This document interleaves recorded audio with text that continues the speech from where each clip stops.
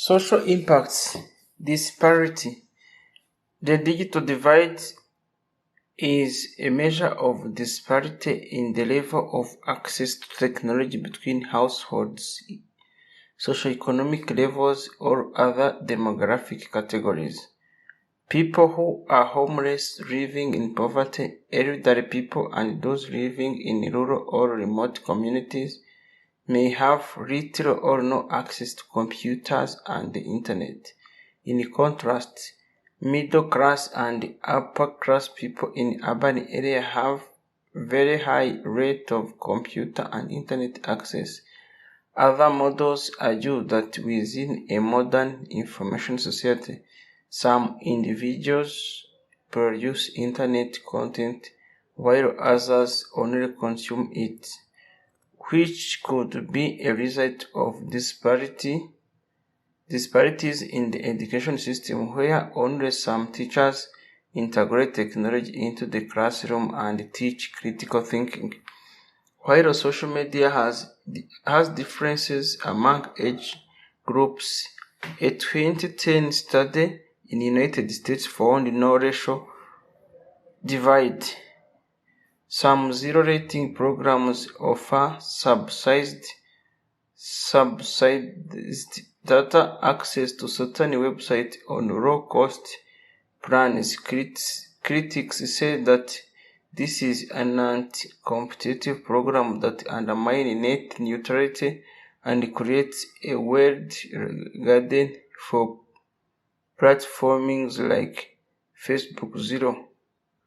A 2015 study found that 65% of Nigerians, 61% of Indonesians, and 58% of Indians agree with the statement that Facebook is the internet, compared with only 5% in the US.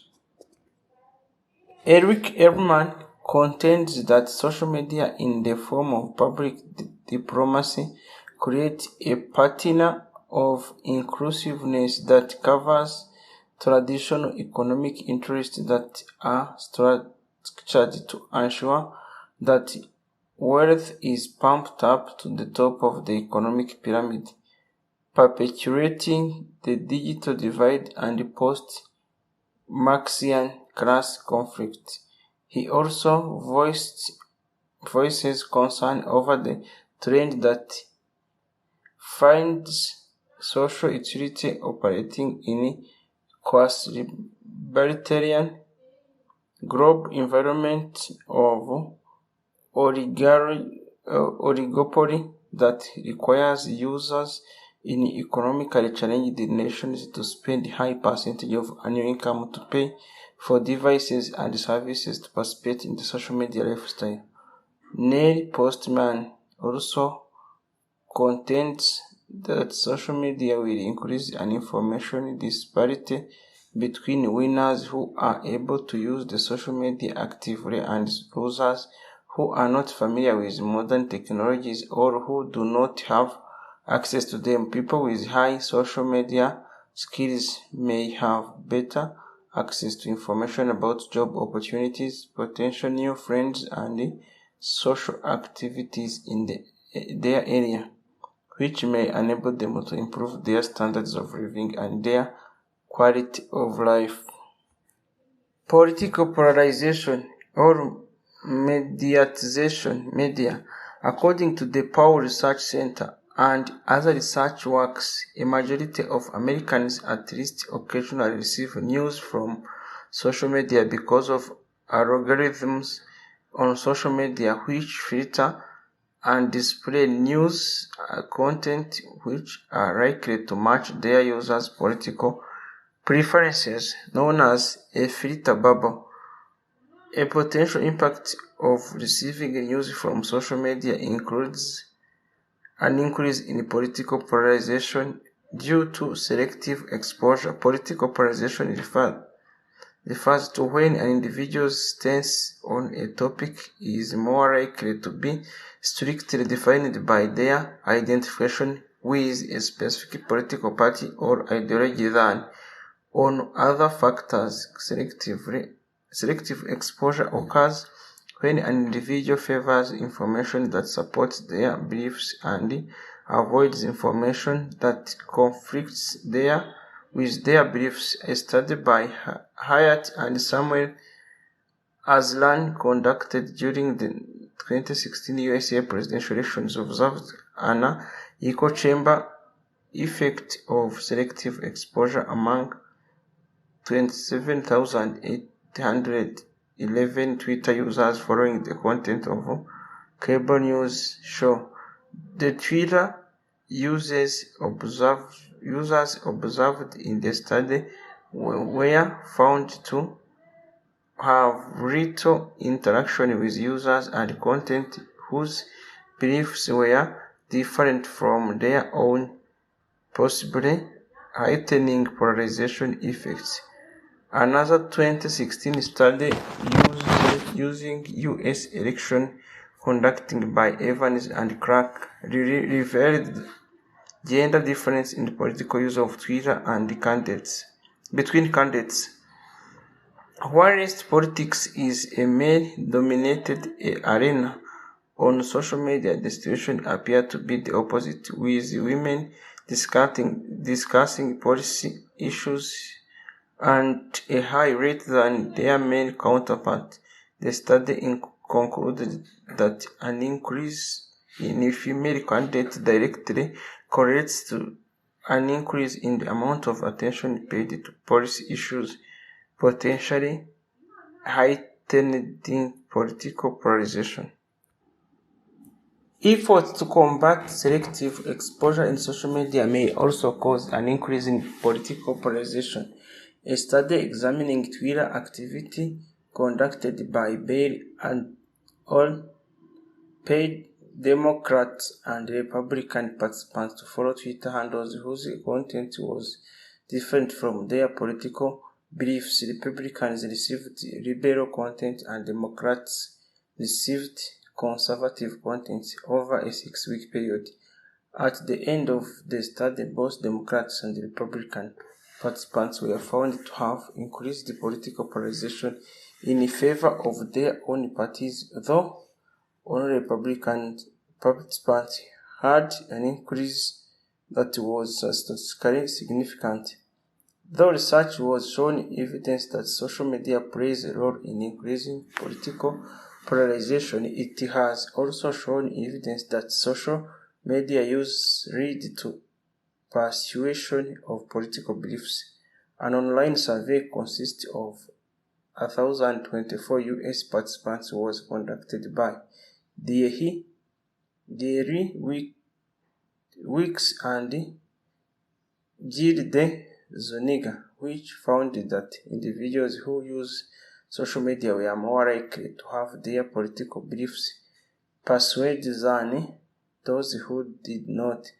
In particular, those using social media as a means of receiving their news were the most likely to have their political beliefs changed.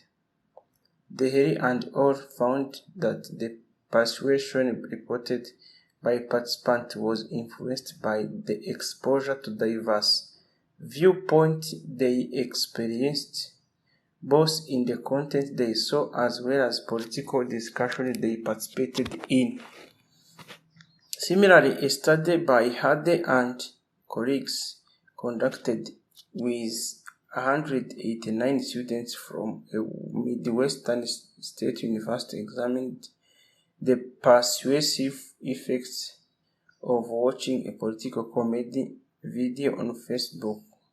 Hardy and all found that after watching a Facebook video of the comedian political commentator John Olive performing a segment on his show, participants were likely to be persuaded to change their viewpoint on the topic they watched, either pay their rending or Ferguson protests, to one that was close to the opinion expressed by Oliver.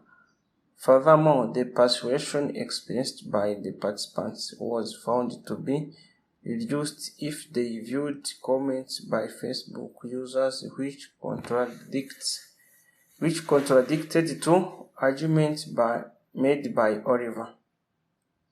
Research has also shown that social media use may not have an effect on polarization at all. A U.S. national survey of 1,032 participants conducted by Lee et al. Found that participants who used social media were more likely to be exposed to a diverse number of people and amount of opinion than those who did not, although using social media was not correlated with a change in political polarization for these participants. In a study examining the potential polarization effects on social media on the political view of its users, Hilaridis and Viotti suggest that a new way of engaging with social media must occur to avoid polarization. They also note that media literacy, described as methods which give people skills to critique and create media, are important to using social media in a responsible and productive way, and state that these literacies must be changed further in order to have the most effectiveness in order to decrease polarization and encouraging cooperation among social media users. Hilaridis and Viotti suggest that media literacy must focus on teaching individuals how to connect with other people in a caring way, embracing differences and understanding the ways in which social media has a real impact on political, social, and cultural issues of society that they are a part of.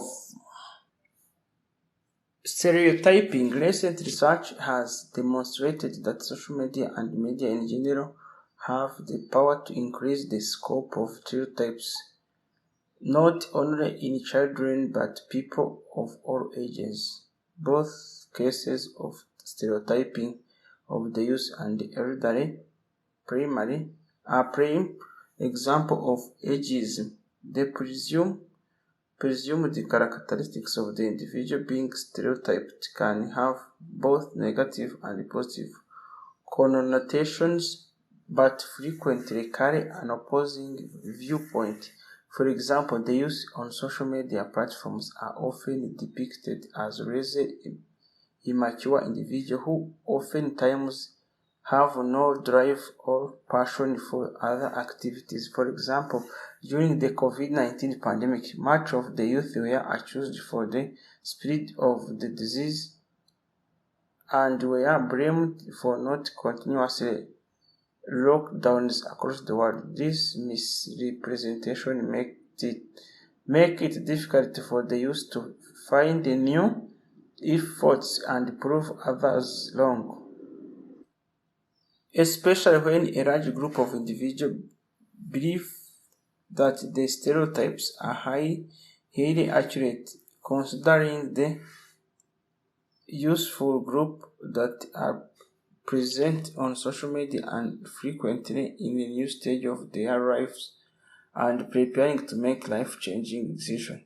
It is essential that the stereotypes are diminished so that they do not feel invalidated.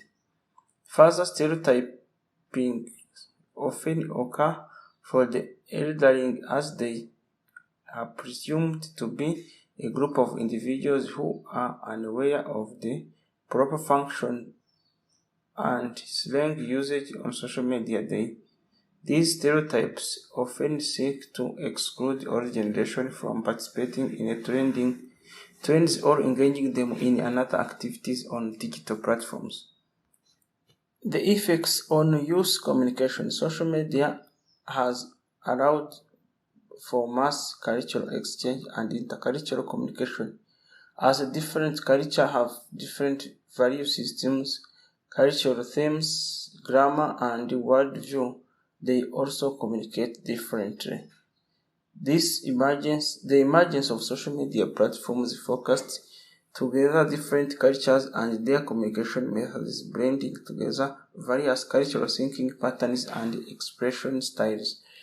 Social media has affected the way youth communicate by introducing new forms of language. Abbreviations have been introduced to cut down on the time it takes to respond online. Commonly known LOL has been globally recognized as abbreviation of laugh out loud, thanks to social media and used by people of all age, particularly as people grow up. Another trend that influenced the way youth communicate is use of hashtags. With the introduction of social media platforms such as Twitter, Facebook, and Instagram, the hashtag was created to easily organize and search for information. Hashtag can be used when people want to advocate for a movement, store content, or tweets from a movement for future use, and allow other social media users to contribute to a discussion about a certain movement by using existing hashtag. Using hashtags as a way to advocate for something online makes it easier and more accessible for more people to acknowledge it around the world. As hashtag such as hashtag TBT, Throwback Thursday, became a part of online communication. It influenced the way in which youth share and communicate in their daily lives. Because of these changes in linguistic and communication etiquette, researchers of media semiotics have found that this has altered youth communications habit and more. Social media is a great way to learn about your community and the world around you. But as social media progressed, youth audiences have lowered their ability to effectively communicate. Because of the digital nature, teens have stopped worrying about the consequences that social media has. They often don't think about what they are sending and take longer to figure out what to say. In return, during real life settings, it's hard for them to carry a conversation. Social media also creates a toxic environment where people cyberbullying each other. So in person, they act the same way and don't worry about the consequences. This can not only affect themselves but people around them. Social media has often offered a new platform for peer pressure with both positive and negative communication. From Facebook comments to like on Instagram, how the youth communicate and what is socially acceptable is now heavily based on social media. Social media does make kids and young adults more susceptible to peer pressure.